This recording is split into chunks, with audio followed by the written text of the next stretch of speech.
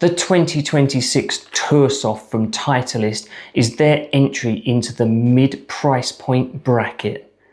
But does the company who had the tagline, the #1 ball in golf, have one big issue with this golf ball at this price point? So I'm back with another data-driven golf ball test, and this time it's in the mid price point bracket, and that's golf balls that retail in the UK between £30 and £40 a dozen, and in the US that's just under $40 a dozen, up to around $53 a dozen. So in this test of the 2026 Titleist Tour Soft, I'm going to be hitting some 50-yard pitch shots with my sandwich, and we're looking at launch and spin and does this ball have the control needed around the greens. I'm going to hit some 8-iron shots, and that's going to be at my normal speed and also at average golfer speed, and we're looking for spin and carry and will this ball work with full shots into the green. I'm then also going to grab my driver out and I'm going to hit some drives at my speed and at average golfer speed, and I'm going to be looking at how well this ball converts club head speed into ball speed, and we're also going to be looking at spin numbers and ultimately carry distance, and is this ball long enough to play out on the golf course. After we've done that, we'll then have a look at the data, and then what we'll do is we'll take this golf ball and we'll cut it open and we'll see what the construction is like and see how it matches up against other balls in this similar price point bracket. And as we head towards the end of the video, I'll pop the Titleist Tour Soft into Grahame's scorecard, where I'm going to score it against certain metrics so as you can understand whether I think this is a good ball or not. And then at the very end of the video, we'll pop this ball into the mid price point rankings. I'm testing golf balls across 3 price points, so make sure to head over to the channel if you want to check out my budget golf ball rankings and my premium golf ball rankings. And also if you want to see the tour response test in this mid price point rankings, I'll just pop that up there for you. Right, so let's get Titleist mid price point contender onto the launch monitor, hit some shots, and we'll start with the 50-yard pitch shots.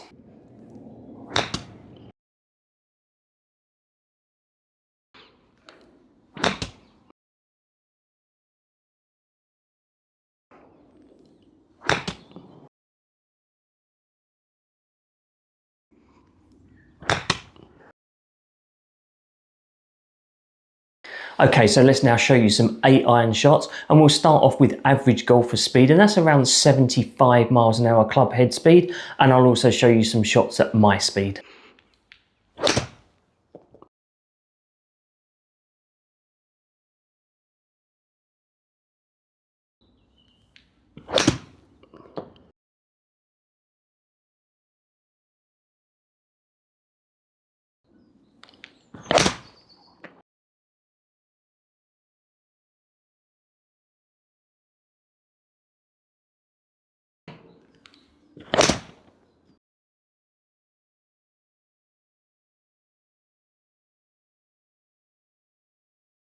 And finally, it's time to get out the big dog and smash some drivers. And again, I'll show you some swings at average golfer speed. That's around 90 to 95 miles an hour of club head speed. And then also at my full speed.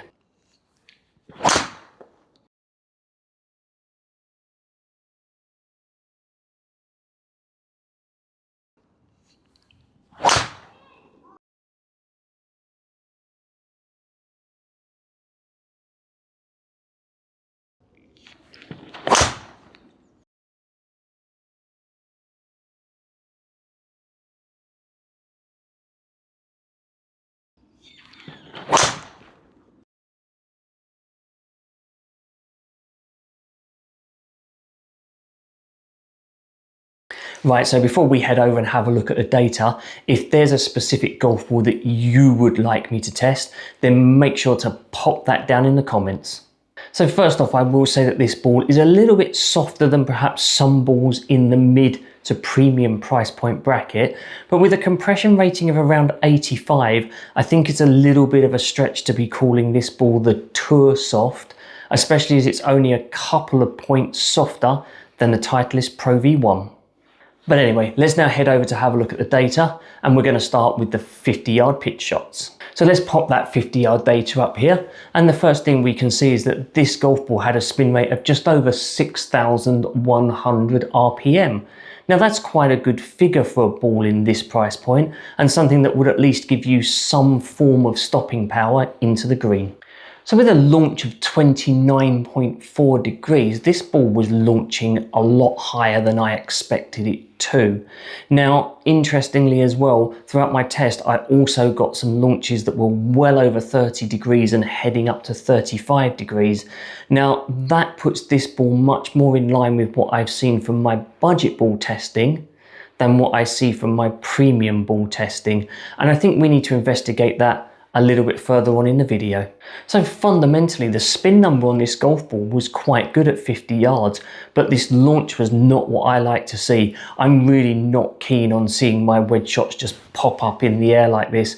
And again, it's a little bit concerned that a ball that's supposed to be sitting in this mid price point range is performing very much more like a budget golf ball.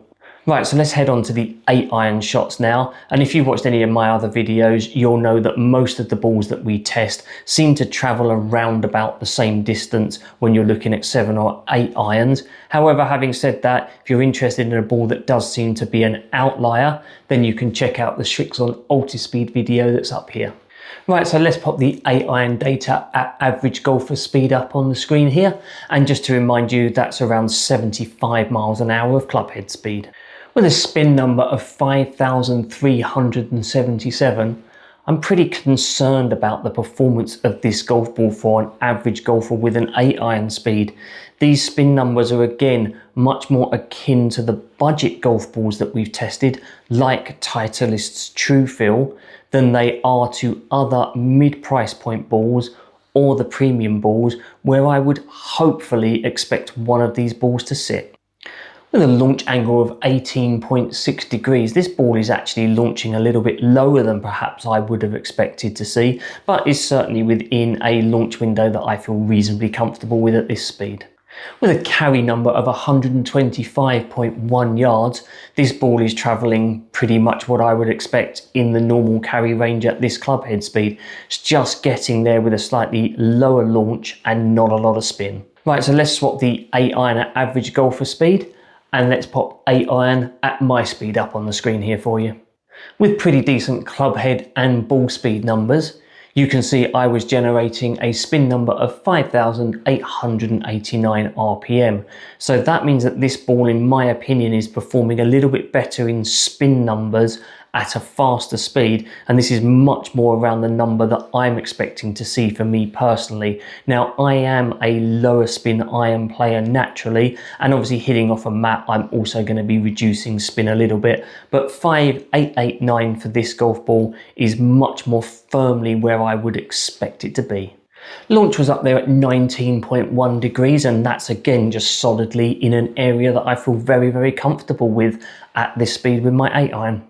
With a carry distance of 166.3 yards, this ball is actually performing pretty decently, but certainly sitting firmly in that range of carry that I expect to see. Right, so now let's pop driver up on the screen here, and this is at average golfer speed, and that's around about 90 to 95 miles an hour of clubhead speed. With a club head speed of 92.2 miles an hour, that was creating a ball speed of 136.8 miles an hour, which is pretty much exactly what I would expect to be seeing. With a spin number of 2,579, this ball is pretty much where I feel comfortable again with it being at this club head speed. So all of that data added together gave me a carry distance of 210.9 yards.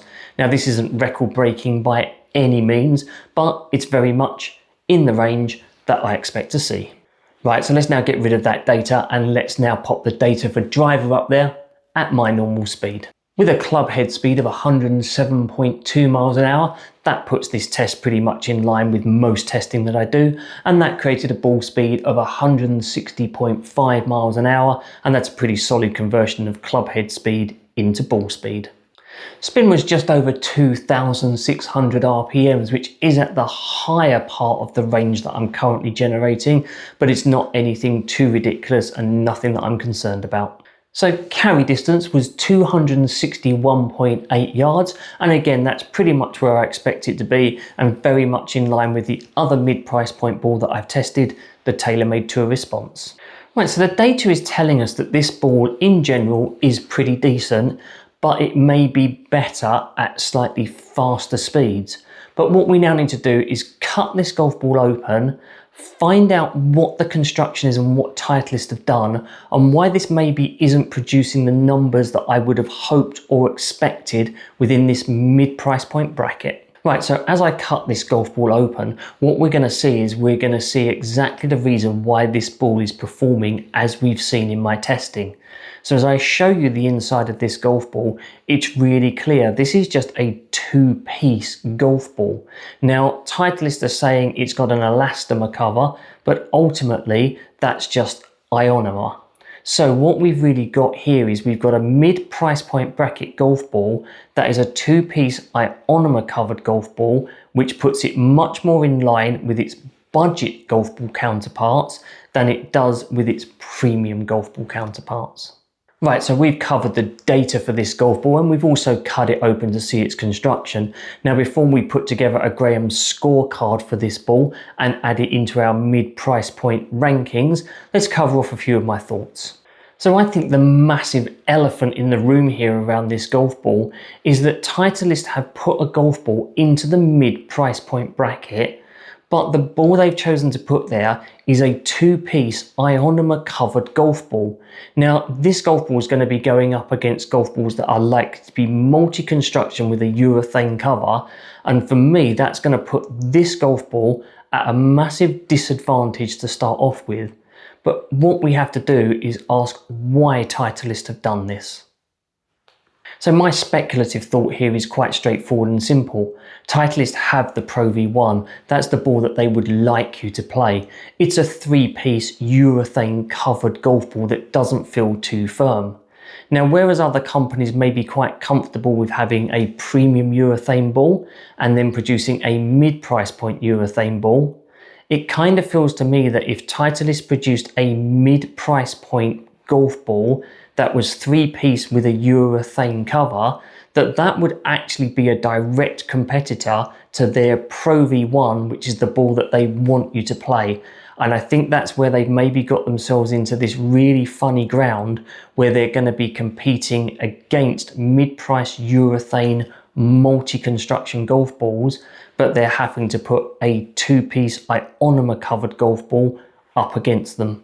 So what I think Titleist have done is probably created one of the better ionomer covered two-piece golf balls that they can, and they put that down towards the bottom end of the mid-price point bracket, and obviously they're hoping that people will buy it because it's a Titleist, because it's slightly cheaper, and ultimately the performance of this golf ball isn't too bad really. But this does feel like a little bit of a token gesture from Titleist to me, the fact that they want to put a ball in the mid-price point bracket, but they're not actually producing a golf ball with fantastic performance because it may impact some of their other balls. They're going by the fact that they can produce a decent golf ball and have the Titleist name on it. So could I play this golf ball? Well, yes, I could play this golf ball, but I certainly wouldn't play this golf ball simply because I wouldn't go out and spend £33 a dozen on a two-piece ionomer covered golf ball when within this mid-price point range we're going to be finding some urethane multi-compound construction golf balls for around the similar sort of price. To me, this feels like paying for a sirloin steak but getting a rump. Right, so let's now pop this golf ball into Grahame's scorecard. So for driver distance, I'm going to give this ball an 8 out of 10. It's not any longer than anything, it's not any shorter than anything, it's just doing a solid performance of distance off the tee. For iron spin, I'm going to give this ball a 7 out of 10. Now I think the spin number at faster speed was actually pretty reasonable, but I was really concerned about the lack of spin at the slower swing speed, and therefore I just can only give it just about a 7 out of 10. For short game control, I'm giving this ball 7 out of 10.